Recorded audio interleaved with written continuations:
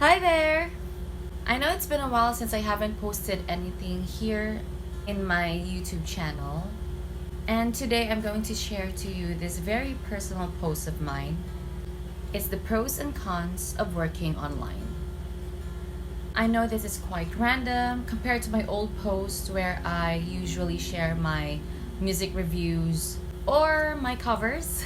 However, I won't be focusing more on that. So please expect more random posts just like this one very soon.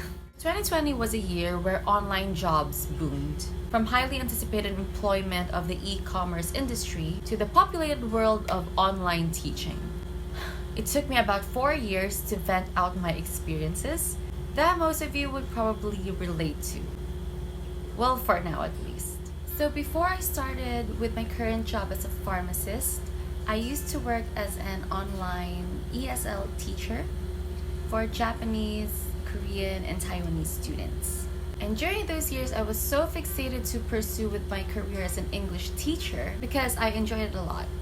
But we all know there's a saying that all good things come to an end. And due to some various personal reasons, I've decided to continue to practice my profession. To be honest, there are so many things that I miss with that job. Prior to making the final decision of leaving my previous dream career, I realized that I've also missed out a lot in life. Okay, so just a disclaimer. This is only limited to my experiences as an online English teacher and may contain some biased views. So good luck with that. So I'm gonna start with the good bits, the pros. You are the manager of your own time. And to me, I guess is the best part of working as an online English tutor. I used to teach only in the evening, so I have a lot of free time to go out in the morning to hang out with some friends or binge watch some Netflix movies and catch up with my favorite series online. But even in online freelance jobs, they have the privilege to manage their own time as well. Looking back at it, being able to work at your own time is such a huge blessing. Unlike now that I have to work for like 10 to 12 hour shift plus travel time. But what can I say? We all made our choices. Okay, second is less expenses, better pay. If I were to compare my expenses, I'd say I spent less on food and transportation when I was working online.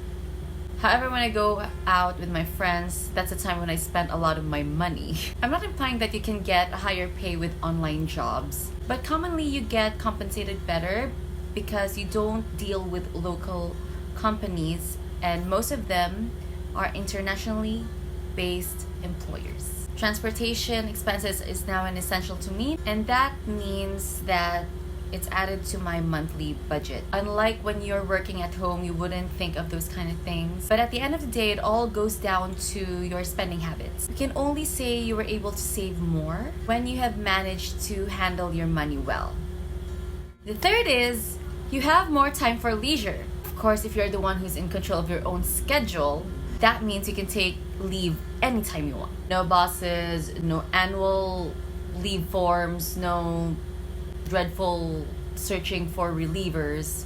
So whenever my friends would invite me to go out of town, I would usually work for 8 to 10 hours straight for 10 to 12 days. Take a break for about 3 to 5 days or so, depending on how long I'll be traveling. When I started with my current job, I never had the chance to gather all my thoughts on making blog posts like this one or make music and do band reviews as what I used to do. And as I mentioned at the beginning of this video, it took me 4 long years to share this to you. To be able to write and to vlog is already a luxury to me. Okay, so that's all for the good bits, and let's move on with the bad ones, which is the cons of working online. Developed unhealthy lifestyle habits. I am truly guilty that I have bad lifestyle habits, and it gotten worse when I started to work online full-time. One example is the lack of discipline in everything, especially when it comes to my diet. I would finish one whole pizza and a bottle of wine in just one sitting.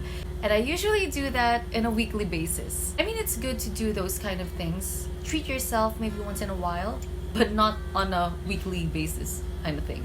I don't exercise or get active. I don't move, basically. Because my whole body is just too heavy for me. At that time, I weighed 75 kilograms, and that's way too much for my height. According to my BMI, I am obese. It was totally a turning point for me because it finally came to my senses that I have developed these harmful habits. And I just snapped out of everything and I started to apply to corporate jobs left and right. And I knew that I needed to change because that wasn't the version of myself that I have envisioned back then. An obese 25-year-old stuck in stagnation.